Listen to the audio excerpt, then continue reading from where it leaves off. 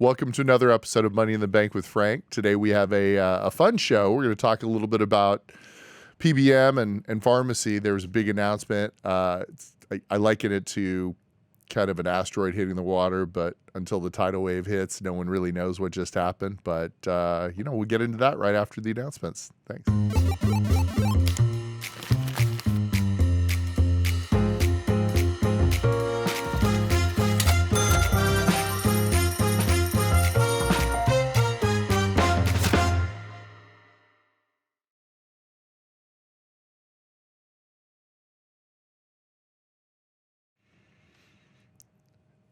Good morning. Another beautiful day in Dallas, Texas. So, some information dropped this morning, and I thought it was pretty relevant considering I just put out an article talking about fiduciary duty yesterday on LinkedIn. Thanks for those of you who read and shared that. For the rest of you, please read it and share it. It's really good information on the urgent need for a fiduciary of pharmacy benefit plans. And, this is a very timely article. I spent a significant amount of time researching and editing and putting this in a format that I thought that was important for plan sponsors to review. In that, I consulted with Paul Holmes, who is an attorney that specializes in ERISA and PBM. I spent a couple of hours on the phone with Jerry Schlichter, who was very influential in the 401k, 403 retirement space on ERISA, and argued in front of the Supreme Court. And that led to tremendous fines and tremendous change. What I seem to find that changes people's behaviors and attitudes in the private sector are lawsuits. More so than regulation. And I think with the announcement of all the changes that both parties are talking about when it comes to PBM pricing and pharmaceutical costs and drug pricing and Medicaid negotiations, I thought it was really important to get the crux of the situation out there, which is you've got a buyer and you've got a seller of services, and in the middle you have a broker. And that broker or employee benefit advisor is supposed to be working with the plan sponsor who's writing the check. The person who writes the check should get the most help. And that's not happening with these brokers. So I wrote an article on LinkedIn discussing that situation. And then lo and behold, today there is my contention was that, a new company with the blank sheet of paper and brand new software is going to be able to do adjudication of these transactions much more efficiently than processes that have been in place since 1990, 2000. Software that was built on old architecture is going to produce old architecture results. It requires more staff to handle all of that administration, to keep the software and middleware from one company to another. Just a lot heavier of a lift. And today we see that CapRx and Prime Therapeutics, and Prime Therapeutics, for those that don't know it, is the Blue Cross Blue Shield. Prime Therapeutics enters into a transformative strategic alliance with CapRx. And the strategic alliance is showing that Prime Therapeutics recognizes that CapRx's software and adjudication methods are better than what they have. And they recently acquired Magellan, which was a specialty pharma collaborator. I think this is really a fantastic move in the industry because it's showing that all of those moves and these capital-intensive software build is working. And it's going to work for all of us. It's actually going to help, and it has already helped, and it's moving healthcare into a better direction. It's moving us into a direction where we have transparency in the adjudication of our plans. If I work for XYZ company and they have a health agreement that is supposed to allow me good prices on my medical outcomes as well as my pharmaceuticals, then I should be getting better pricing than just someone walking in off the street, which is exactly the opposite. And this is going to help that. It's going to move these managed care programs and these health insurance programs over to new software. And we see it because not only did Prime Therapeutics, which, as I said, adjudicates most of the claims for the Blue Cross Blue Shields, among others, has recognized that CapRx has the software that's more efficient and is guiding them in the right direction when it comes to transparency and claims. So really excited for this. I can't wait to see what it really means. They just announced it this morning randomly. The fun part is that if you actually do a search online in the news for both of them, it shows up, I think, in an Ohio ABC affiliate, nowhere else. So keep an eye on it. It's big news, and you heard it here first. So let's pay attention to that. Okay, Sohail, thoughts? Yeah. What do you got? I mean, in essence, I'm trying to distill this. I just read it. I'm still reading it, but so Prime Therapeutics and CapRx are, I guess, Prime Therapeutics and CapRx have a partnership. Is that what this is? Yeah, effectively. So Prime Therapeutics is okay, so let's unpack. Oh, it's very complicated architecture, but let's try to boil it down a little bit.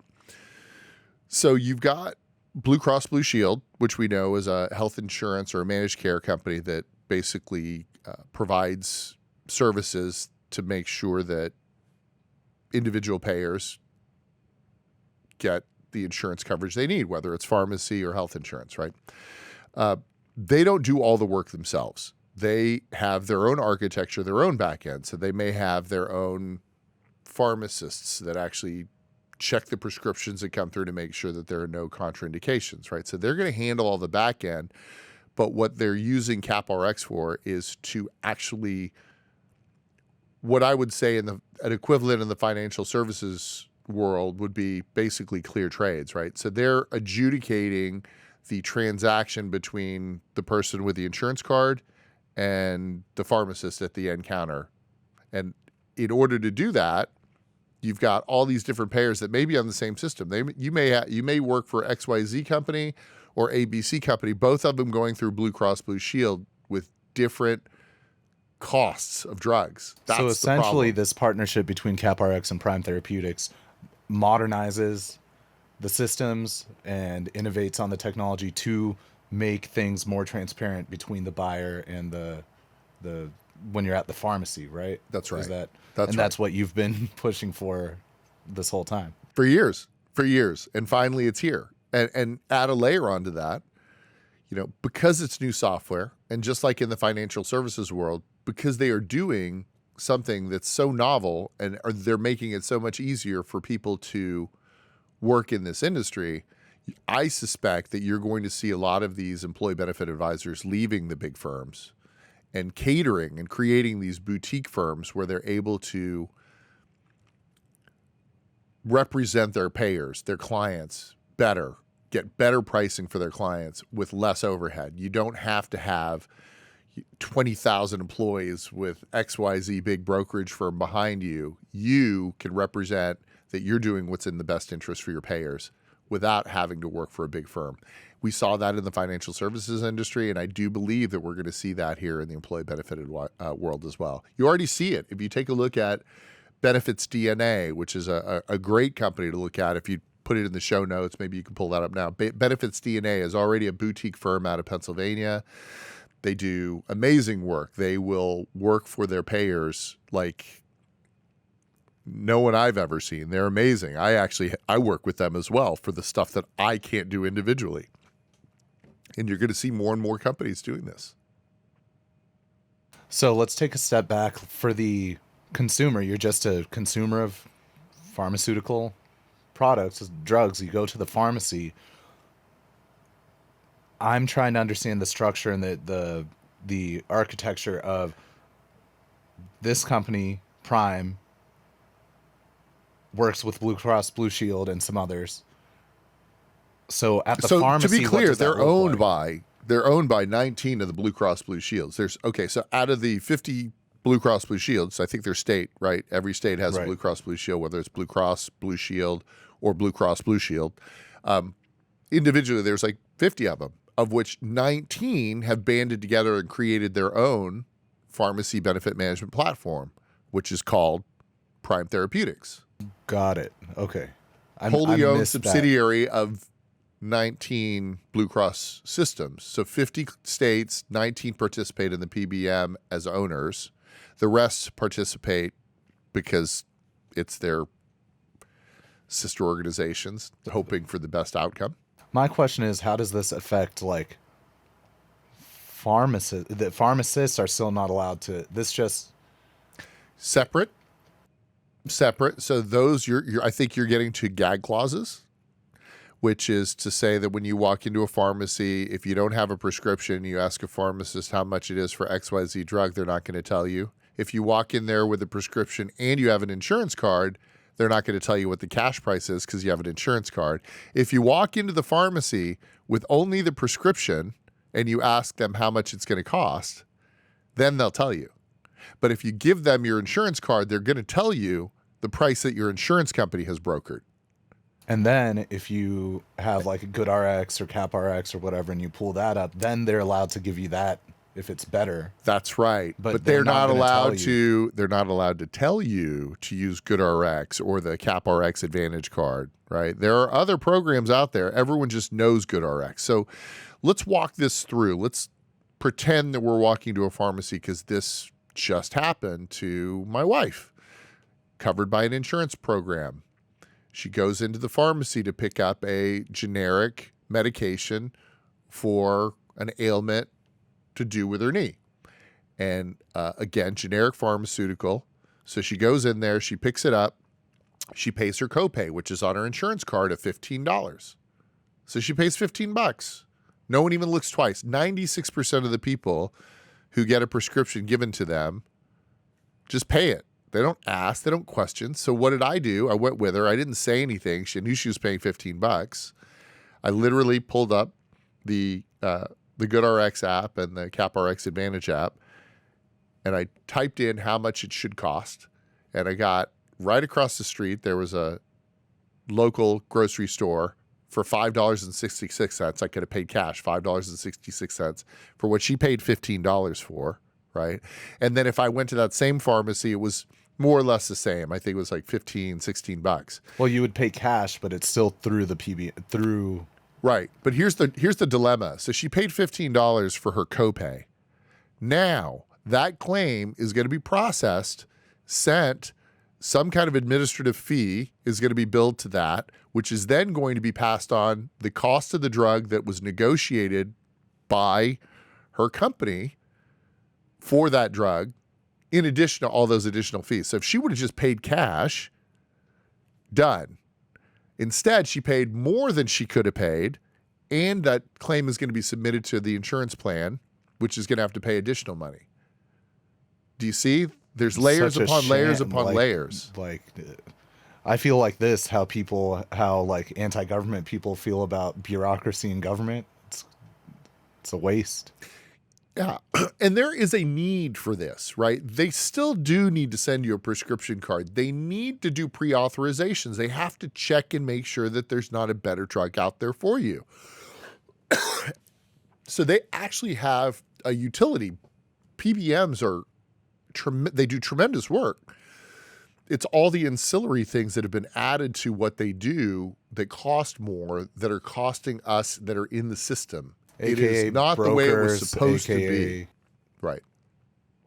Yep. Yep. And what we're doing now is we're trying to fix it with legislation, right? You hear about it all the time. We've joked about all the ads that come out and how the different people are attacking different things, and they're saying they're going to we're going to take away your drugs. What it really is going to take is it's going to take a couple of lawsuits to get these guys to get back in their own lanes. And I think it's coming. I think you're going to see it. Read my article. You'll see all the problems. Not all of them, but some of them. And by the way, I have more content. It was already too much of a read, but I have answers to the questions that I ask in there. I specifically say, have you looked at your contract? You want to know specifically where to look in that contract? Reach out to me. I will send you the questions and the things that you need to do in your contract. If you need an attorney, I have a great one for you to talk to independently, right? No smoking glass. If you have the responsibility to actually be the benefit coordinator, sponsor, person in charge of these plans, and you do not know what you're supposed to be asking, what would What would any prudent person do? If you got into trouble, Sohail, right now on something legal, what would you do? Represent myself. Oh, you would? You represent yourself? Okay. I call a lawyer. Yeah. Yeah, you're going to call a lawyer. You're going to call a lawyer that specializes in whatever it is you got yourself in trouble for. Same thing here. If you are in charge of benefits for a plan and you don't understand what it is that's in that contract, you need to go out and get counsel, not counsel from the sponsor or the person that you're actually working with, not from your vendor's counsel. You need an independent third party, neutral, to look at these contracts and tell you what's wrong. And not just some generic attorney that knows boilerplate language, but an attorney who specifically understands the language of ERISA, right? And that's a different beast, right? But like, who's going to go do that? They're just going to, unless something's really wrong. Well, based on the Consolidated Appropriations Act of 2021, which is in place right now, who is going to do that? Well, who is supposed to do that is every single plan sponsor. But who is going to do that? Unfortunately, it's going to be the people that the horse got out of the barn. It's the people that get sued that are going to start realizing that this was a problem. And then people are going to start looking around and say, oh, shoot, maybe I need to do something. And they'll do something. And then there's going to be people that really procrastinate. And they're going to be the ones that are left holding the bag at the end of the day. And they're the ones that are going to get sued for the biggest fines. So the best way to do something is to get in front of it now. Do your research. It is not hard. It's literally filling out a 5 to 10 page questionnaire, submitting it to your existing employee benefit advisor, sending it to them, and when they respond back, bringing that and the data to your own independent board of counsel or attorney that you hire to look at it and come up with a decision whether or not this contract is satisfying your needs. And I would be willing to bet that the answer is going to be it does not satisfy your needs. Yeah. Okay, let's pad this out a little just for my education. So this partnership, right? That's CapRx. It's the biggest probably, right? Of their kind. Yeah, this partnership is certainly a monumental achievement for CapRx. They already work with some of the largest health plans in the nation.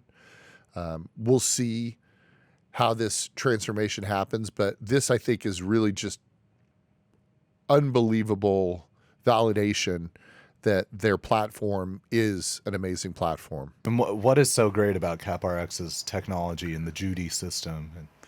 So, yep, good catch. Judy is short for adjudication. It is their revolutionary software that makes the adjudication so wonderful. It's a piece of software that's created on, it's cloud native. It is plug and play. They've got APIs for everything, so you can use as much or as little as you need. And they charge a standard administrative fee to adjudicate these transactions. So they separate themselves completely from the actual cost of drugs, right? So you're getting brand new technology, which doesn't have any middleware, like literally acquisition after acquisition after acquisition from these other old tech companies, Catamaran and the existing software platforms out there.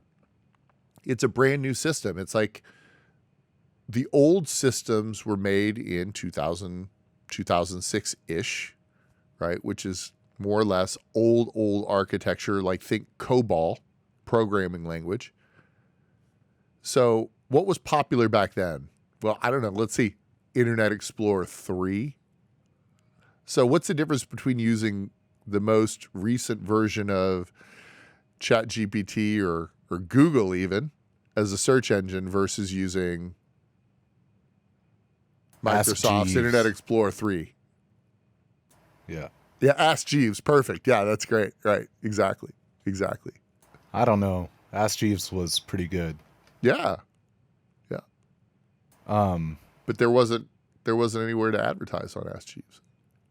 There you go. So next week, hopefully we'll be able to talk to Mehul Kakar. He's a pharmacist. He owns several pharmacies, and he is also involved in the pharmacy benefit world. And I look forward to talking to him as an owner-operator of pharmacies and to ask him kind of what direction he sees the industry going, as well as to talk a little bit about this integration between Prime Therapeutics and CapRx. Hopefully you'll join us next week when we talk to him. Talk to you soon.